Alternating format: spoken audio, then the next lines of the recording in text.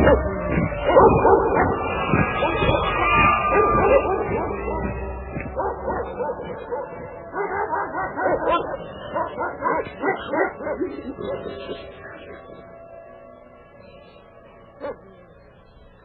listening to the Hour of the Time. I'm William Cooper. Ladies and gentlemen, I hope you have pen and paper. Tonight we're going to continue where we left off last night. And we're going to call this The Lost Light number 3. I'm going to be reading to you verbatim from the 1910 Volume 12 issue of the New Age magazine, which is the official publication of the Supreme Council of the 33rd degree of the Southern Jurisdiction of the Scottish Rite of Freemasonry. And what you're going to hear, well, it should cause you to raise an eyebrow. It should turn on light bulbs in your head. It should sound alarms. It should help you to understand how we have come to this point in time where this great nation is being destroyed from within, not from without, ladies and gentlemen. And that's the way it's always been here.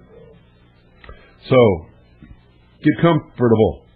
Get ready. Open your mind.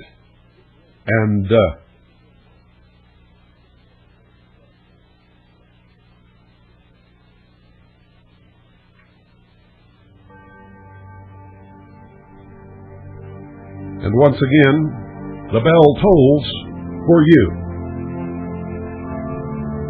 I advise you to listen.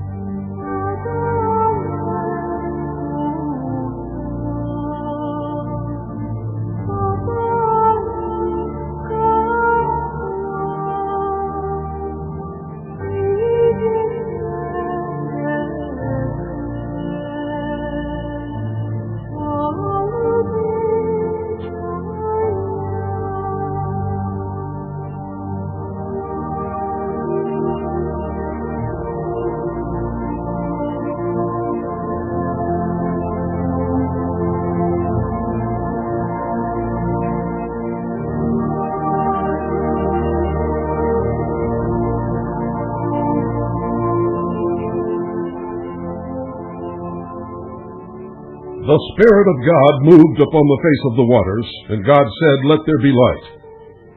And there was light.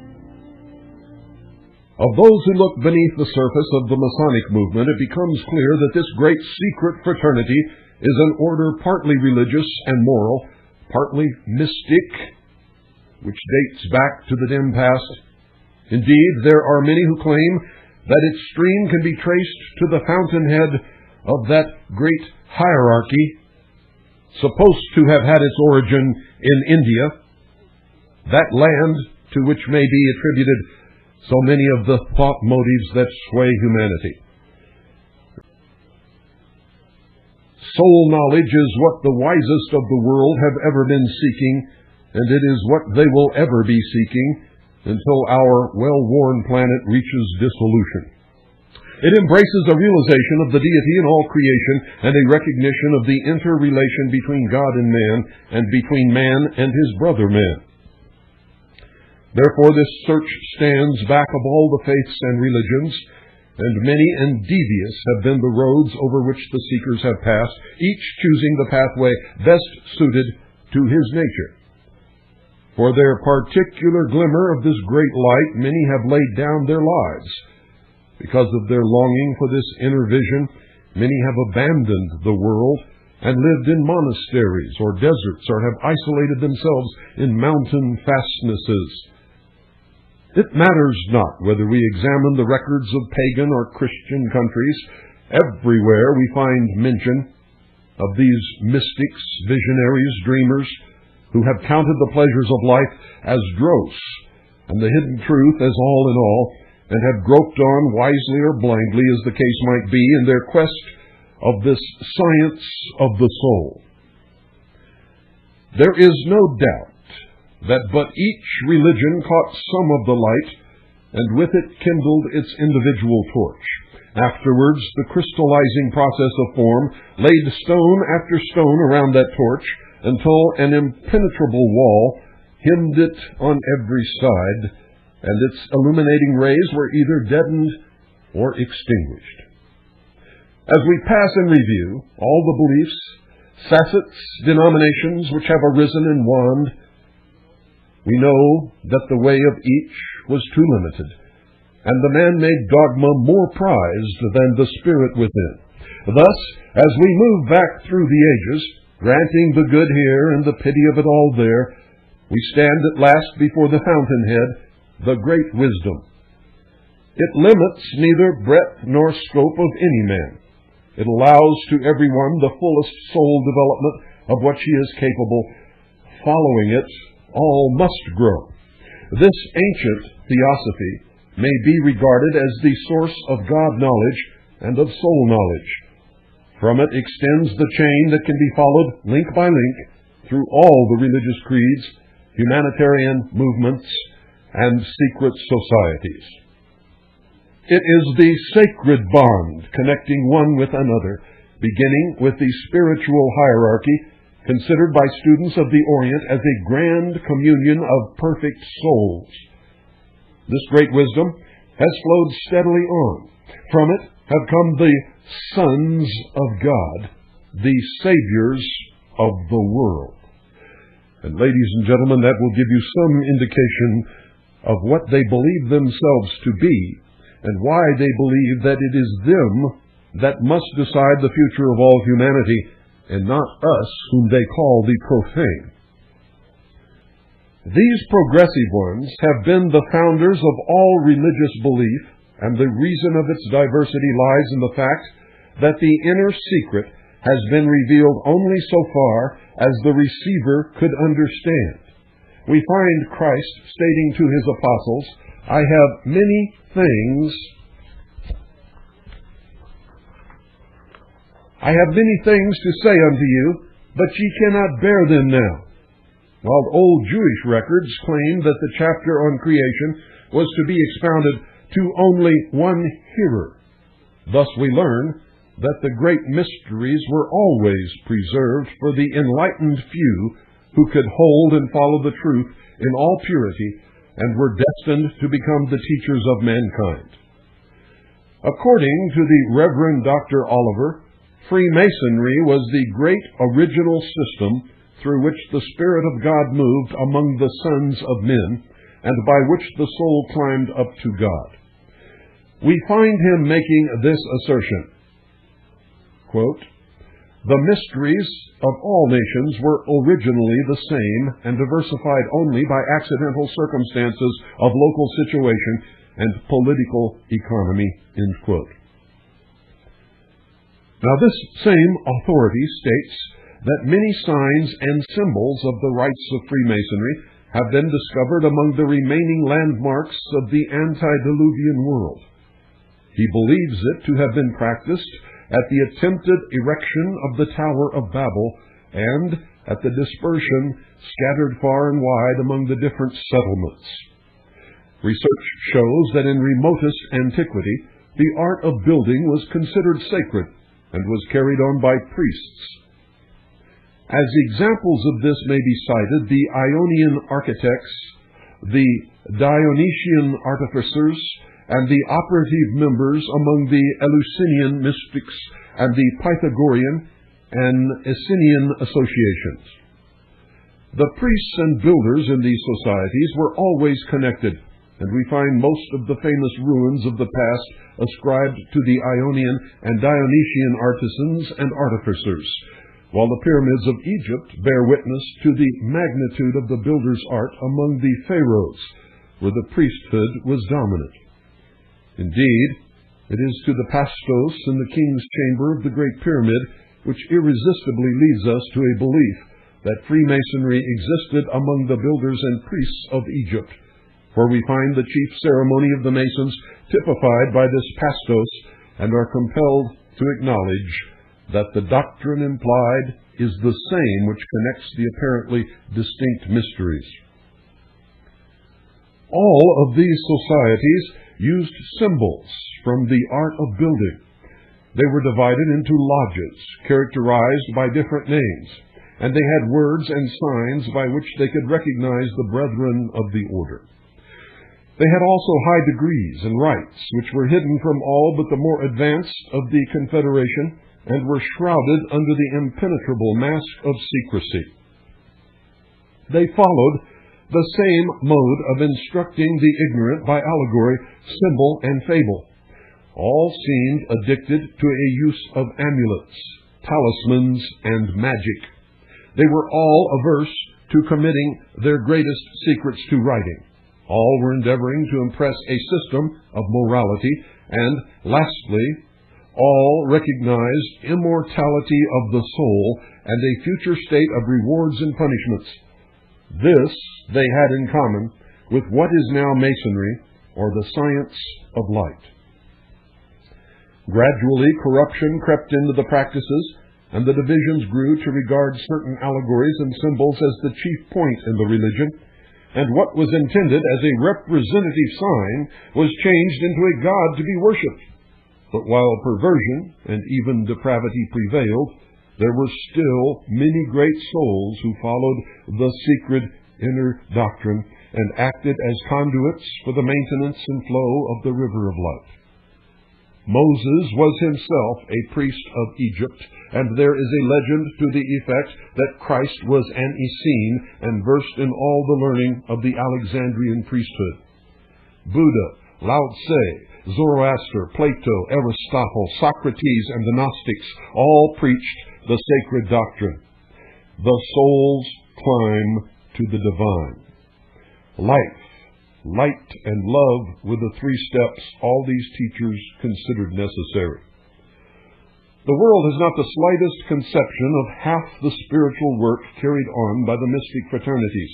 Down beneath the old idolatries lay the secret doctrine, and a few great true men among the corrupted priesthood held it unpolluted in the depths of their hearts.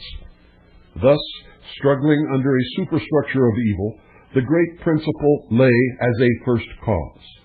The Eleusinian, the Dionysian, the Ionian, and the Egyptian mysteries, as well as the religious practices of the Far Orient, were all derived from it. These priesthoods appear to have exchanged communication with each other in all ancient times, and there were certain ties between them reaching from the fastnesses of the Indian adepts to the dim woodland retreats of the Druids. When we consider all these facts, a disturbing question arises. How did the Society of Masons free itself from this shroud of idolatry and in the end shake off the bonds of all religious form? The answer probably lies in the historically recorded fact that in the year 714 BC, in the days of Numa, a college of artisans was founded at Rome. The original members of this association were invited to come from Greece and settle in the imperial city to teach the art of building. As the Grecian builders belonged to the Eleusinian mysteries, it seems natural to suppose that men of high and noble soul, and who held the secret doctrine in its purity and were distressed by the degradations it suffered at the hands of the majority of its followers, were the ones to respond to this invitation and leave their own country. When they established themselves in Rome, they brought with them the secret doctrine and formed a mystic society that had various degrees and a language of symbols drawn from their trade, but which was freer from the evil practices they had deplored in the mysteries. Transplanted in Rome, they were no longer priests, but a college of master artisans, although still connected with the priesthood by that hidden religious science which both possessed in common. The legend that Christ was an Essene has already been mentioned, and as an Essene, versed in all that secret science, which aims at bringing to pass the perfection of the human race. And I'm going to repeat that. Which aims at bringing to pass the perfection of the human race. He chose the most ethical of his apostles and entrusted it to them. The divine principle thus passed into the keeping of the early church of the Christian era and was handed on through the priesthood of the Church of Christ as it had been through the pagan priesthoods. The proof of this lies in the fact that many of the writings of the early church show that the fathers of the Christian religion understood and practiced occultism. Some of their most advanced thinkers, as the Abbé Lecour, even cutting themselves adrift from the institution when it insisted on the narrowing process of crystallization.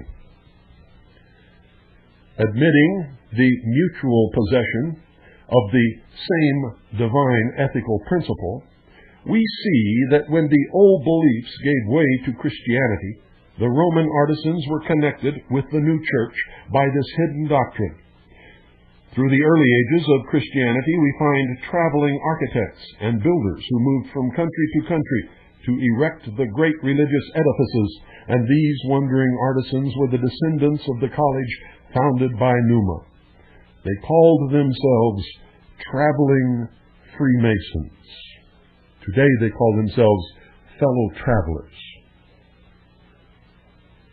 Now, many authentic historical statements prove that these guilds of builders in the Middle East carried on some secret religion as well as their trade, and were connected with the Christian church up to the 13th century, when the narrowed dogma of the ecclesiastical body and the persecutions of these differing in tenets led the Guild of Masons, then becoming speculative instead of operative, to throw off the bondage of the church. Most authorities believe it to have been at this stage in its development that the great secret fraternity adopted the name of Freemasons and became a moral society instead of a band following a particular craft, while at the same time they retained the symbols of the trade they no longer practiced.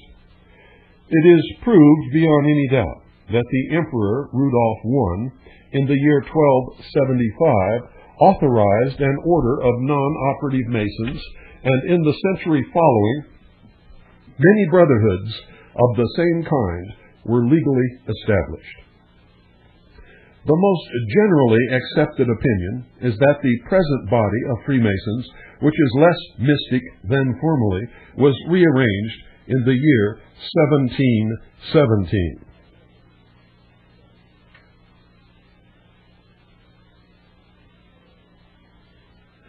We find that their charter of Cologne contains this passage, quote, "The brotherhood, or the order of Freemason brothers, bound together according to St. John's holy rule, traces its origin neither from the Templars nor from any other spiritual or temporal knightly order, but is older than all similar orders, and has long existed in Palestine and Greece, as well as in various parts of the Roman Empire." End quote.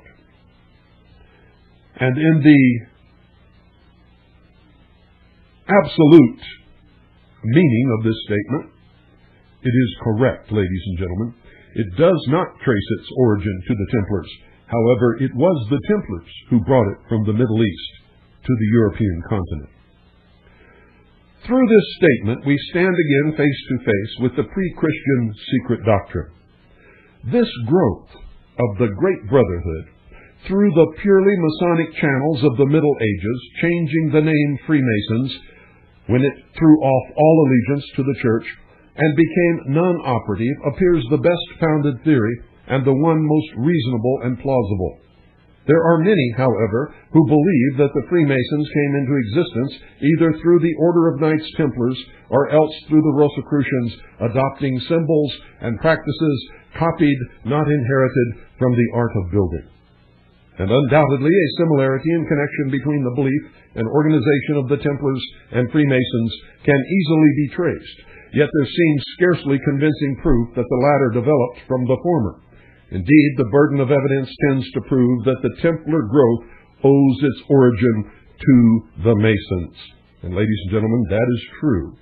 As the Templars gained the knowledge of the ancient mysteries in the Middle East, brought it to Europe, and dispersed it from there. Freemasonry did not come from the Templars, yet it moved through the Templars from its original place of development in the Middle East, brought there from the Far East. I continue. These Templars were a religious and military body of knights which was founded during the First Crusade in the early years of the 12th century by Hugh de Payens and Geoffrey de Saint-Adamere. And ladies and gentlemen, that is a false statement. A totally false statement. That just flat is not true. The Knights Templars were commissioned by the King of Jerusalem on the Temple Mount. Originally, there were only 9 knights. And they worked for many years on the Temple Mount and in the tunnels and passageways beneath the Temple Mount. Many believed that they were looking for the treasure of the old Temple of Solomon that was supposedly secreted away when the Romans destroyed it. And that could be true. But the truth is, they were commissioned by the King of Jerusalem. They were not a religious order. In fact, they were not accepted by the Catholic Church until many years later, when they became so wealthy and so powerful that the Pope needed them as an ally. That is the truth. And if you study the history of the Templars, you will soon find that statement is the fact and not the statement in here. Hugh de Payens was the first Grand Master of the Knights Templars, but he did not found the Templars. I continue. There were 9 knights in this little band when it was first established, and they bound themselves together by the strict rule of St. Augustine. As some authorities claim that Hugh de Payens was himself a Mason, there were probably distinct Masonic features about the early ceremonies of these knights, whose chief aim was to protect the pilgrims in Palestine, and who therefore styled themselves Knights of Christ. And that also is a false statement, ladies and gentlemen. They had nothing to do with the church until the Pope summoned them and commissioned them to protect the pilgrims on their way to Palestine, which the Knights Templars seldom, if ever, did, ladies and gentlemen. Instead, they engaged themselves in battle, and at times were even allies and confidants of Saladin, who was supposed to be the Muslim enemy of the Christians in the Middle East.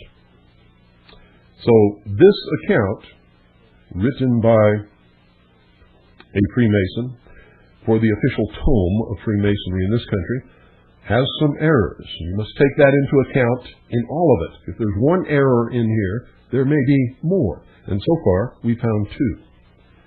I continue.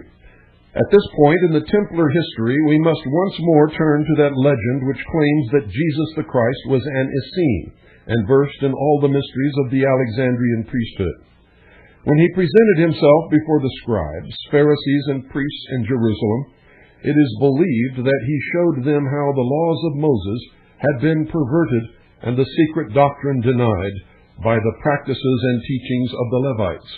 And he tore down the veil which hid the truth from the people, and so far as they could understand, instructed them in the great principles of God and light and love.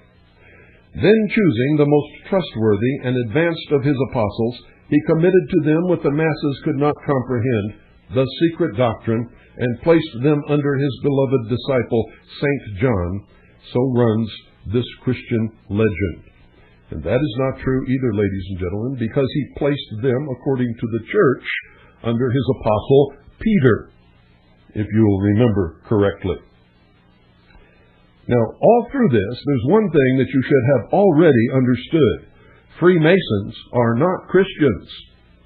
Not one Freemason in this world is a Christian if he follows the teachings and doctrines of the Freemasonic Lodge.